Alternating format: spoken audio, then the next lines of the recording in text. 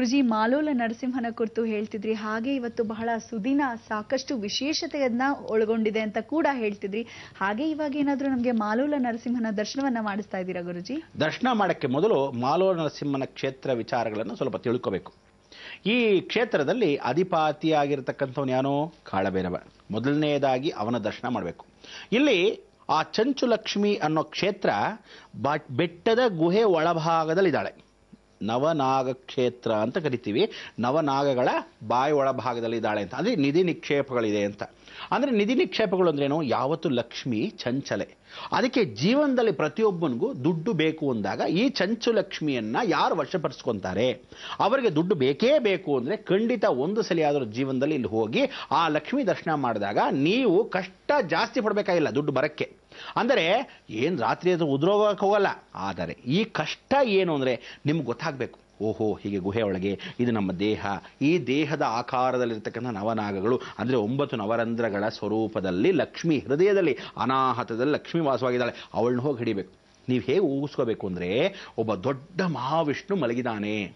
ನವನರಸಿಂಹ ಅಂತಕ್ಕಂಥ ಈ ಕ್ಷೇತ್ರದಲ್ಲಿ ಮಹಾವಿಷ್ಣು ಮಲಗಿದ್ದಾಗ ಆ 9 ಹಾವುಗಳ ಹೆಡೆಯ ಆಕಾರದಲ್ಲಿ ಇಲ್ಲಿ ಒಂದು ಸಣ್ಣ ವಕ್ಷಸ್ಥಳ.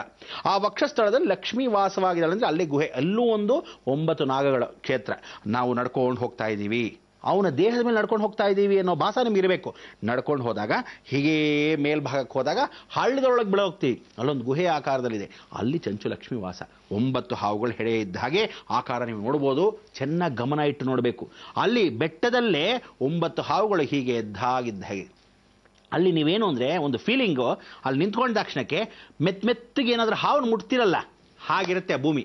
ಆ ಭೂಮಿನೂ ಅಷ್ಟೇ. ನೀವು ಜಾಸ್ತಿ ಎಲ್ಲ ಕಾರಣಕ್ಕೂ ಬೇರೆ ಕಡೆ ಎಲ್ಲ ಕಲ್ಲು ಮುಳ್ಳು ಇದ್ದ ಹಾಗೆ ಅದನ್ನು ತುಳಿದಾಗ ಸ್ವಲ್ಪ ನೋವು. ಇಲ್ಲ, ಹಂಗಲ್ಲ ಅನುಭವ.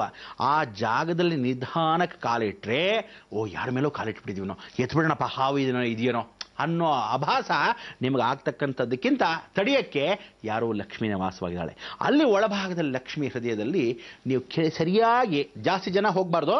ಸ್ವಲ್ಪ ಒಂದಷ್ಟು ಜನ ಹೊಟ್ಟೋದ್ಮೇಲೆ ತಿರುಗಿ ಸ್ವಲ್ಪ ಹೊತ್ತು ನಿಗೂಢ ಪ್ರದೇಶ ಅನ್ನೋ ಥರ ಇರಬೇಕು. ಆ ಸಮಯದಲ್ಲಿ ಅಲ್ಲಿ ನೋಡ್ಬೇಕು. ನೀವು ನೋಡಿದಾಗ ಕಲ್ ಅಂತ ಬೆಟ್ಟದೊಳಗೆ ಕೇಳಿಸ್ತಾ ಇದೆಯೇನೋ ಅನ್ಸುತ್ತೆ. ಆ ಒಂದು ಅನುಭವ ನೀವು ಪಡಬೇಕು. ಪ್ರತಿಯೊಬ್ಬರಿಗೂ ಆಗತ್ತೆ. ಆದರೆ ಏನು ಗೊತ್ತಾ, ನೀವು ನೆಟ್ಟಿಗೆ ಹೋಗ್ಕೊಂಡು ಮಾಡಾಡ್ಕೊಂಡು ಹೋದರೆ ಆಗಲ್ಲ. ಅಲ್ಲಿ ಕೂತ್ಕೊಂಡು ಸ್ವಲ್ಪ ಮಟ್ಟ ಕೂತ್ಕೊಳ್ಳೋಕ್ಕೆ ಅವಕಾಶ ಮಾಡಿ ಕೇಳಬೇಕು. ಆ ಲಕ್ಷ್ಮಿ ನೋಡಬೇಕು. ಈ ಹೃದಯ ಪಾತಿನಲ್ಲಿ ಇರ್ತಕ್ಕಂಥ ಹೃದಯದಲ್ಲಿ ನಾವುಗಳು ಡವ್ ಅಂತ ನಮಗೆ ಹೃದಯ ಅಲ್ಲದ ಹಾಗೆ ಶ್ರೀಮನ್ನಾರಾಯಣ ಭೂಮಿ ದಡ ಅಂತ ಮೂಮೆಂಟ್ ಗೊತ್ತಾಗಬೇಕು. ಅದಕ್ಕೆ ಕೆಳಗಡೆ ಯಾರಿದ್ದಾರೆ? ವರಹ ನರಸಿಂಹಸ್ವಾಮಿ. ಅವತ್ತೇನು ಹೇಳಿದೆ ನಿಮಗೆ? ಈ ವರಹ ನರಸಿಂಹಸ್ವಾಮಿಯ ಕ್ಷೇತ್ರ ಅವನು ಪಾತಾಳದಲ್ಲಿ ಕಾಲಿನಿಗೆ ಹಾಕಿದ್ದಾನೆ. ಕಾಲನ್ನು ಹಾಕಿ ದೇವಿಯನ್ನು ಭೂದೇವಿನ ಹಿಂಗೆ ಎತ್ಕೊಂಡಿದ್ದಾನೆ. ಆ ಭೂದೇವಿ, ಶ್ರೀದೇವಿ, ಆ ಲಕ್ಷ್ಮಿ ಎಲ್ಲ ಒಬ್ಬಳೆ, ಒಂದೇ ಶಕ್ತಿ. ಮೇಲ್ಗಡೆ ನೋಡಿದ್ರೆ ನಾರಾಯಣ ಹೃದಯದಲ್ಲಿ ಲಕ್ಷ್ಮಿ ಇದ್ದ ಹಾಗೆ, ಕೆಳಗಡೆಯಿಂದ ನೋಡಿದ್ರೆ ವರಹಾಸ್ವಾಮಿ ಅವಳ ಮೇಲೆ ಎತ್ಕೊಂಡಂಗೆ. ಅಂದರೆ ಎರಡೂ ಒಂದೇ ಸ್ಥಳ. ಅರ್ಥ ಮಾಡ್ಕೋಬೇಕು ಭಾಳ ಚೆನ್ನಾಗಿ. ನೀವು ಬೆಟ್ಟದ ಮೇಲ್ಗಡೆ ನೀವು ಪುಟ್ದಾಗಿ ನಡ್ಕೊಂಡು ಹೋಗ್ತೀರಾ, ಆದರೆ ಆಕಾರಗಳನ್ನು ಗಮನ ಕೊಟ್ಕೊಂಡು ನೋಡಬೇಕು.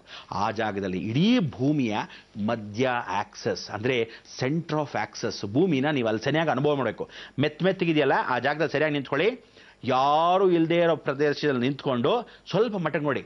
ಇಲ್ಲ 5 ನಿಮಿಷ ಹಿಂಗೆ ನೋಡ್ತಾ ಇದ್ದಾಗ ಈ ಗಿಡ ಏನೋ ಇಲ್ಲಿ ಬಂದ್ಬಿಟ್ಟಿದೆಯೇನೋ, ಈ ಗಿಡದಿಂದ ಈ ಬೆಟ್ಟ ಇಲ್ಲಿ ಬಂದ್ಬಿಟ್ಟಿದೆಯೇನೋ ಅನ್ಸೋದು ಗ್ಯಾರಂಟಿ. ಅದು ನಡೀತಾ ಇರುತ್ತೆ. ಅಂದರೆ ಭೂಮಿ ಸುತ್ತಾ ಇರೋ ಅನುಭವ ನಿಮಗಲ್ಲಾಗತ್ತೆ. ಅದೇ ವಿಶೇಷವಾದ ಕ್ಷೇತ್ರ. ಸೊ ಕೆಳಗಡೆ ಇರತಕ್ಕಂಥ ವರಹಸ್ವಾಮಿ ಹೀಗೆ ಎತ್ಕೊಂಡಿರೋದು ಅಲ್ಲೇ ಇರತಕ್ಕಂಥ ಲಕ್ಷ್ಮಿನೇ. ಮೇಲ್ಗಡೆ ಇರತಕ್ಕಂಥ ನಾರಾಯಣ ಮಲಗಿದಾಗ ಹೃದಯ ಕಮಲದಲ್ಲಿರೋದು ಅದೇ ಲಕ್ಷ್ಮೀ ಸ್ಥಳ. ಅಂದರೆ ಭೂದೇವಿ, ಶ್ರೀದೇವಿ ಯಾವ ಶಕ್ತಿ ಆದ್ರೂ ಒಂದೇ ಕ್ಷೇತ್ರ. ನಾವುಗಳು ಬೇರೆ ಬೇರೆ ಜಾಗದಲ್ಲಿ ಅವಳನ್ನಿಟ್ಟಾಗ ಬೇರೆ ಬೇರೆ ಹೆಸರು, ಬೇರೆ ಬೇರೆ ನಾಮಕರಣ ಅನ್ನೋದು ಅರ್ಥ ಮಾಡ್ಕೋಬೇಕು. ಇಂತಹ ಒಂದು ಚಂಚುಲಕ್ಷ್ಮಿಯ ದರ್ಶನಕ್ಕೆ ನೀವು ಆ ದೇವಾಲಯಕ್ಕೆ ಹೋಗೋಕ್ಕೆ ನಾವುಗಳೆಲ್ಲ ಸಿದ್ಧವಾಗಿದ್ದೀವಿ.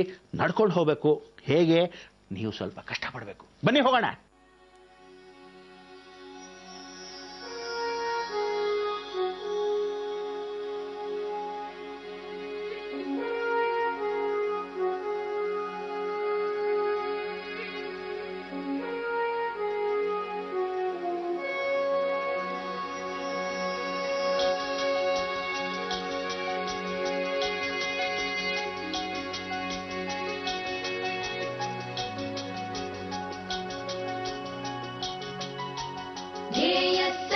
सवित्रमण्डल मध्यवर्ती नारायण सन्निविष्ट केयूरवान् मकरकुण्डलवान् किरीटी हारी हिरण्मयवपुर्धृत शङ्खचक्र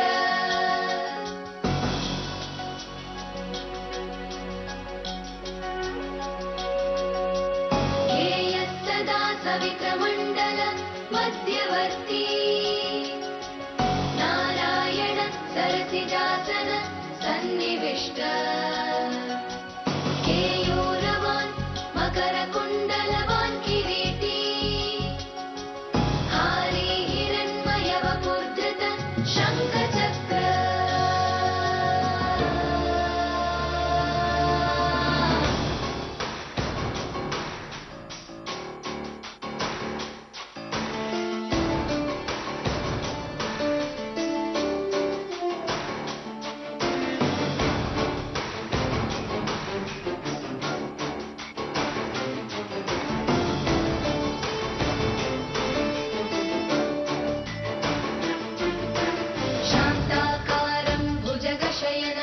पद्मनाभं सुरेशं विश्वाधारं गगनसदृशं मेघवर्णं शुभांगं लक्ष्मीकान्तं कमलनयनं योगिविद्यानगम्यं वन्दे विष्णुं भवभयहरं सर्वलोकैकनाथं शान्ताकारं भुजगशयनं पद्मनाभं सुरेशं विश्वाधारं गगनसदृशं मेघवर्णं शुभांगं लक्ष्मीकान्तं कमलनयनं योगिविद्यानगम्यं वन्दे विष्णुं भवभयहरं सर्वलोकैकनाथं.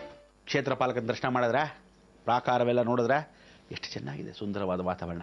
ಅಂತಹ ಒಂದು ವಾತಾವರಣದಲ್ಲಿ ಅಲ್ಲಿ ಹರ್ಷಣವ ಹಚ್ಚಿದಾರಲ್ಲ, ಅದೇ ಇರತಕ್ಕಂಥ ಉಗ್ರಶ್ವಾನ, ಕಾಳಬೇರಿನ ಉಗ್ರಶ್ವಾನ. ಇಲ್ಲಿ ಏನು ಅಂದರೆ ಆ ಉಗ್ರಶ್ವಾನ ರಾತ್ರಿ ಸಂಚಾರದಲ್ಲಿ ಬರುತ್ತೆ. ಕಾಡು ನಾಯಿಗಳು ಅಂತ ಹೇಳ್ತೀವಲ್ಲ ಹಾಗೆ. ಎಷ್ಟೋ ಜನನ ಆ ಕಾಡು ನಾಯಿಗಳು ನೋಡಿದಾಗ ಯಾವುದೋ ಕಾಡು ನಾಯಿ ಇರಬೇಕು ಅಂತಾರೆ, ಅಥವಾ ಹೈನಾಸ್ ಅಂತಾರೆ, ಅಥವಾ ಯಾವುದೋ ಜಾಕಲ್ ಅಂತ ಬಿಡ್ತಾರೆ. ಹೀಗಲ್ಲ, ಅಲ್ಲೆಲ್ಲೂ ಕೂಗಲ್ಲ. ಆ ಉಗ್ರಶ್ವಾನದಲ್ಲಿ ರಕ್ತ ಸ್ವರೂಪ. ಅದಕ್ಕೆ ಇಲ್ಲಿ ಅಮಾವಾಸ್ಯೆಗಳಲ್ಲಿ ಯಾಕೆ ಹೋಗಬೇಡಿ ಅಂತೀರಿ ಅಂದರೆ, ಈ ಕಾಳಭೈರವ ಬಂದು ಹೋಗಿದ್ದಾನೆ ಅನ್ನೋಕ್ಕೆ ಸಾಕ್ಷಿ ಈ ಹೊರಗಡೆ ಇಟ್ಟು ನೀವು ಕಲ್ಲೇನು ನೋಡಿದ್ರೆ ಆ ಕಲ್ಲುಗಳ ಮೇಲ್ಗಡೆ ರಕ್ತವಾಗಿರುತ್ತೆ, ಅಭಿಷೇಕವನ್ನಾಗಿರುತ್ತೆ. ನಾಯಿಗಳೆಲ್ಲ ಬೇಟೆಯಾಡಿ ಮಾಡತಕ್ಕಂಥ ಅವಕಾಶ. ಅದಕ್ಕೋಸ್ಕರ ಇಂಥ ಒಂದು ನಿಗೂಢ ಪ್ರದೇಶಗಳಲ್ಲಿ ಒಬ್ಬರೇ ಅರ್ಚಕರು ಕೂಡ ಹೋಗಲ್ಲ ಅಮಾವಾಸ್ಯೆಗೆ. ಬಾ ಬೇಡಪ್ಪ ಅಂದ್ಬಿಡ್ತಾರಂತೆ, ಆ ಭಯ ಇರುತ್ತೆ. ಆದರೂ ನಮಗೇ ಗೊತ್ತಿಲ್ಲದೆ ಒಂದು ಸರಿ ಅಮಾವಾಸ್ಯೆಯಲ್ಲಿ ನಾವು ಹೋಗ್ಬಿಟ್ಟಿದ್ವಿ. ಈ ಅಮಾವಾಸ್ಯೆ ಸಮಯದಲ್ಲಿ ಅಲ್ಲಿ ಆಗಿರ್ತಕ್ಕಂಥ ಅನಾಹುತ ಏನು ಎತ್ತ ಅನ್ನೋದು ತಿಳಿಸ್ಕೊಡ್ತೀನಿ.